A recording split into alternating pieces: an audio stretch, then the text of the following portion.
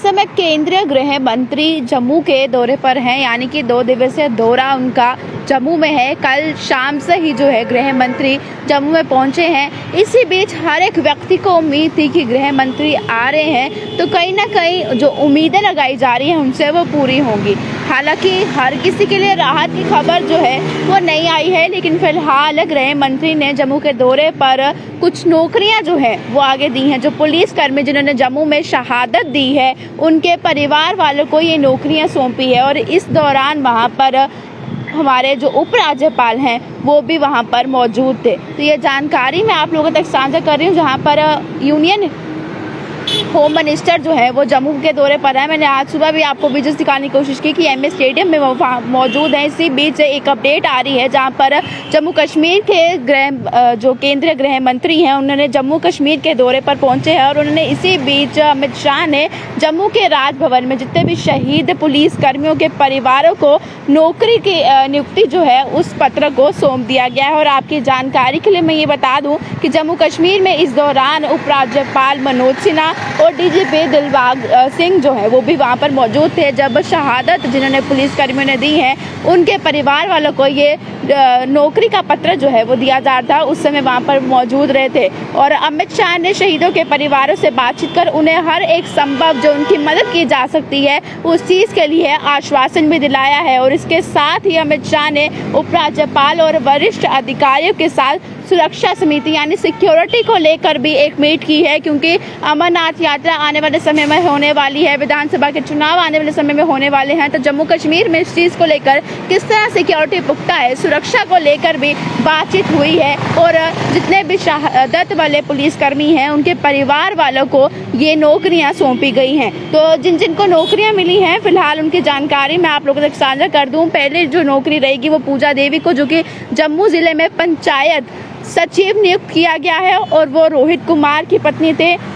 यानी कि रोहित कुमार 12 जनवरी 2022 को कुलगाम जिले में जो मुठभेड़ हुई थी उसमें उन्होंने अपनी शहादत दे दी थी। और इस मुठभेड़ में पाकिस्तान का जो एक खूंखार आतंकवादी है यानी कि बाबर, उसे भी मारा गया था। और इफ्रा याकूब को उद्योग एवं वाणिज्य विभाग में अर्दली सहित चौकीदारी के पद पर नियुक्त किया गया है। और इफ्रा शहीद हेड कांस्टेबल मोहम्मद याकूब शाह की बेटी हैं।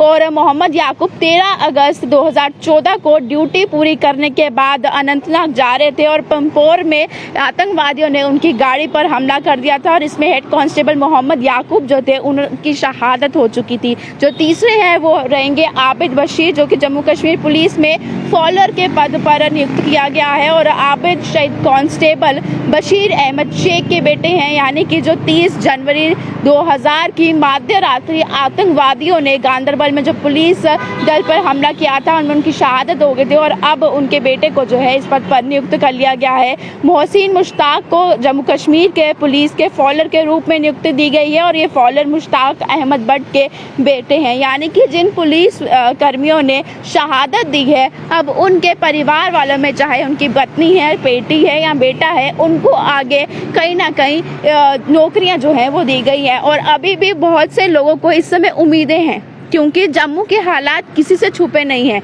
चाहे वो डेली वेजेस थे, पीएचई वाले थे, बीएसएफ सीएसएफ के एस्पायरेंट्स थे, बॉर्डर बटालियन के एस्पायरेंट्स थे या डेंटल सर्जन्स थे, उनकी डिमांड्स अभी भी पेंडिंग पड़ी है। आपको 2 दिन पहले मैंने तस्वीरें भी दिखाई थी भाजपा कार्यालय के बाद, जहाँ पे बीएसएफ सीएसएफ के एस्पायरेंट्स प्रदर्शन करते हुए नजर आ रहे थे।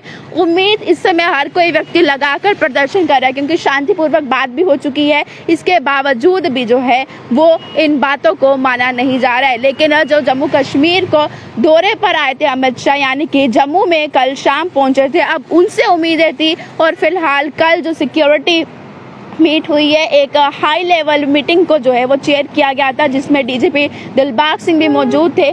जम्मू कश्मीर में सुरक्षा को लेकर किस तरह से हालात है इसका जायजा भी डीजीपी दिलबाग सिंह ने दिया। उसके बाद वहां पर हमारे एलजी मनोज सिन्हा भी मौजूद थे। हालांकि ये अब देखने वाली बात रहेगी कि बाकी जितने भी तमाम लोग हैं, जितने अपनी डिमांड्स को लेकर प्रदर्शन करते नजर आ रहे हैं, उनकी बातों को किस तरह से देखा जाएगा। अब आने वाले समय में विधानसभा के चुनाव है और चुनाव को लेकर जब सड़कों पर इलेक्शंस पे वोट मांगने आएंगे तो किस तरह से व्यक्ति उन्हें वोट देगा जाएगा, जबकि युवा सड़कों पर है, डेंटल सर्जन सड़कों पर है, मेडिकल को लेकर लोग जो है डॉक्टर्स रोड पर हैं। आप लोगों ने कुछ समय पहले भी देखा कि एनएचएम के एम्प्लॉयज़ जो है कॉन्ट्रेक्चुअल बेसिस पर जिन्हें लगाया गया था वो भी सड़कों पर थे। जब एलजी मनोज सिन्हा उनसे बातचीत करने के लिए पहुंचे, उनको फिर आश्वासन दिया, उसके बाद फिर वो रोड पर निकल आए। तो इसी तरह से ये सिलसिला जो है काफ़ी लंबे समय से चल रहा है। विधानसभा के चुनाव आने वाले हैं, किस तरह से क्या एक रणनीति लेकर जो है वो इस चुनावों में युवाओं को राहत दी जाएगी, ये फिलहाल देखने वाली बात है। लेकिन अभी जो अमित शाह का दौरा हुआ है, जो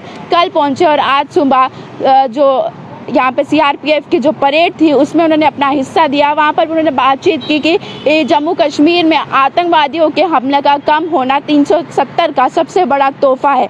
आतंकवाद जो है वो तो यहाँ पर फिलहाल ख़त्म हो चुका है, लेकिन जो एम्प्लॉयमेंट जनरेट करने का वादा किया गया था वो वादा पूरा नहीं हुआ है। अनएम्प्लॉयमेंट डे बाय डे बढ़ती जा रही है, युवा सड़कों पर है। युवाओं की बातचीत जो है वो कब सुनी जाएगी, कब युवाओं को लेकर भी जो है इस रणनीति के जो प्लेटफॉर्म है उस पर उतरा जाएगा, क्योंकि चुनाव है, चुनाव में युवा अगर साथ नहीं देगा तो कौन साथ देगा। जब युवा साथ नहीं होगा, युवा सड़कों पर होगा, युवा के परिवार वाले किस तरह से जो है वो वोट देंगे। हालांकि उनकी ओर से नारा जो है वो 50 के पार का लगाया जा रहा है, तो किस तरह से 50 के पार किया जाएगा, इसमें हर कोई जो है वो इस चीज़ को लेकर अपने पॉलिटिशियंस लैंग्वेज में बोलूँ तो हर बार कोई ना कोई अपना एक अलग अलग स्लोगन देता है, लेकिन वो स्लोगन पूरा कैसे होगा जब युवा परेशान होगा।